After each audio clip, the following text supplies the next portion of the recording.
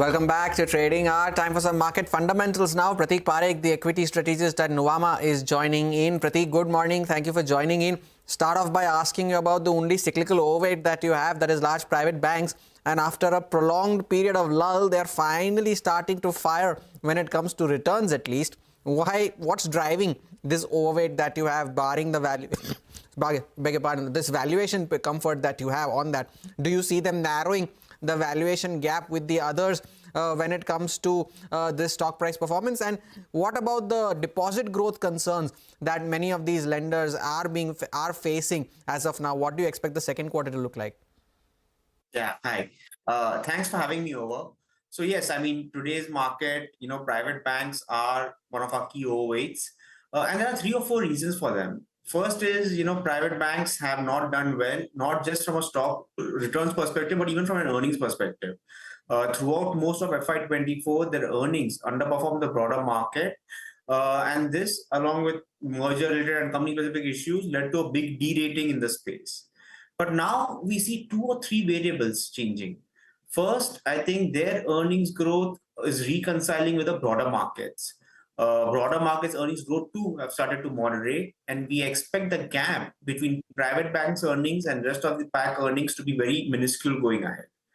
Second big factor that is changing is, I think, on the liquidity and on the deposit accretion point that you mentioned. We are of the view that deposit problem is just perhaps over exaggerated. The main reason for deposit growth being slow is that the bank's balance sheet growth has been weak, and that's to a large extent attributable to low government spending. Owing to elections and those kind of things, government was sitting on large cash balances. That is now starting to ease. Liquidity overnight, that which we call as LAF, which was in deficit, has now moved into surplus. And on a durable liquidity basis, I think liquidity is still quite ample. I mean, fundamentally for banks, deposits are an outcome of credit creation. Banks are special agents. They don't need deposit to lend. If liquidity is easy and you have credit opportunities, whether it's lending to government or lending to private sector, deposit growth will automatically come. I think with government balances being eased, clearly this is one concern which should moderate going ahead. The third factor which is driving our overweight on private banks is the unusual valuation distortion. I mean, today, if you look at across sectors, after the recent rally in FMCG and IT, there are very few sectors where we can say that valuations are not at their all-time highs. In this context, private banks is a space where valuations are one standard deviation below their long-term averages. And this valuation gap between broader market is perhaps not warranted at a time when liquidity is easing and their earnings differential or the earnings weakness that they were having is narrowing.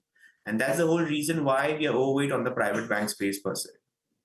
Okay, so Prateek, you're overweight on the private banking financial space, but what you're not very positive about is what is happening in the US despite the Fed rate cuts that have come by. You say the macro indicators are not looking very sanguine right now. Can you explain that to us? We're starting that Fed rate cut cycle. What would it mean generally, and how does it compare to what we've seen earlier? Yeah. Thanks, Sonal, for asking this. I mean, clearly, with Fed embarking on rate cuts, it does mark a new phase from a market cycle perspective. Fed is still the most dominant central bank in the world, and its rate cut has ripple effects across asset classes and policy making in the rest of the world. Now, generally, one would expect that rate cuts to, really boost equities of sorts per se. But if you analyze the past 3 rate cut cycles of US in the last 20 years, markets have either been range bound or have moved lower. In 2001 rate cut cycle, market corrected by 35% after a 25% fall the previous year. In 07-08, market initially rallied but eventually corrected as the US mortgage crisis cropped up. And in 2019, which is the pre-COVID rate cuts, their market was largely range bound. The reason why history defies theory is simply because that Fed is generally playing a laggard to the growth cycle, and Fed's policy act with a long and variable lags. And generally, when they start cutting rate cycle, they are mostly delayed and they clear cash down to growth. It's only when they are quite deep in rate cut cycles and rate cuts have already seeped into economy that they start having a healing touch and they start improving the earnings or growth outlook and overall market sentiments. This time around, if I look at the macro backdrop in US from a labor market standpoint, clearly it is weakening. The good part, though, is that Fed is trying to play catch up much faster. It has started with a 50 bips rate cut, which maybe a month back was probably not anticipated, and definitely not a 3 months back. So that I think is comforting. But from a growth standpoint, I think the trickle down of rate cuts to growth will still take a lot of time. And in the meanwhile, I think from a growth standpoint, we could be worse off because our own domestic demand is not very great. The margin tailwinds that were there in FY24 are missing, and the export outlook, is still not very clear or rosy. We have just come out of contraction, but the recovery is still very uncertain, Sonal. And that's why in this context, we believe that rate cuts alone are not enough to revive the growth cycle. We need an economic or a demand engine to sustain the earnings momentum going ahead. No, fair point, Prateek. But then the three instances that you mentioned, the market underperformance with the Fed rate cut were marked by one-off events, right? The 2001-2 was the dot-com bust, 2007-08 was the financial crisis. Then the COVID, of course, that happened when the Fed had to bring rates down to zero. Would it be prudent to link these to a normal Fed rate cut cycle? Part one and part two is if the Fed does continue to ease the way it is, what does that do to flows into markets like India? Yeah, again, a good question.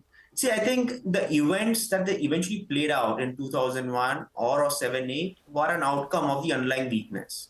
It's only in hindsight that it feels obvious that, it's because of the events that things have moved out. But ex ante, we to take a call whether Fed is timely or delayed, I think we need to look at the overall macro backdrop. From that standpoint, if I look at the labor market levels at which Fed cut rates in the previous cycle, I think we are at those levels. It's not like Fed is very ahead of the curve and and is cutting rates. But nonetheless, I think there is merit in that this time private sector balance sheets are not so dampened, and to that extent, it should be comforting.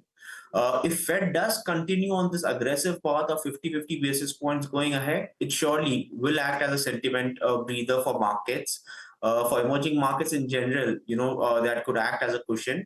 It will help, improve the liquidity and to some extent valuations, but we don't think it will still aid in the earnings recovery per se. And in such context, our view is that money will find its way into two pockets. One, places where valuations are reasonable, and second, where cash flows are strong and earnings uncertainty is low, which is the defensive SPAC. And that's how we are positioning for the market in the current context per se. Okay, all right, Prateek. It was great chatting with you. We have a lot more questions, but completely out of time. But thank you so much for joining us with your insights and this interesting study with what's happening with Fed rate cuts, but not really translating to what we are seeing on the ground in the US economy. Time for a short break now. On the other side,